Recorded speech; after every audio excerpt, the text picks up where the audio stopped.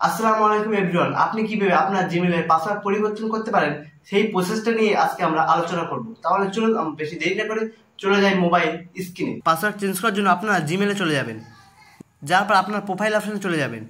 দেখবেন manage your Google account অপশানে click করে দেবেন। এরপরে সিকিউরিটি অ্যান্ড সাইন ইন অপশানে ক্লিক করে দেবেন। দেওয়ার পর একটু স্ক্রল করবেন, দেখবেন পাসওয়ার্ড বলে অপশান আছে। পাসওয়ার্ড অপশানে ক্লিক করে দেবেন। আপনার ফোন আনলক পাসওয়ার্ড চাইবে, আপনার পাসওয়ার্ডটা দিয়ে দেবেন।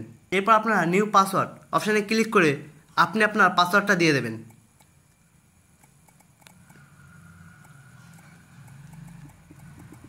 দেওয়ার পরে নিচেও একই পাসওয়ার্ড দিয়ে দেবেন। কনফার্ম নিউ পাসওয়ার্ড, এখানেও একই পাসওয়ার্ড দিয়ে দেবেন।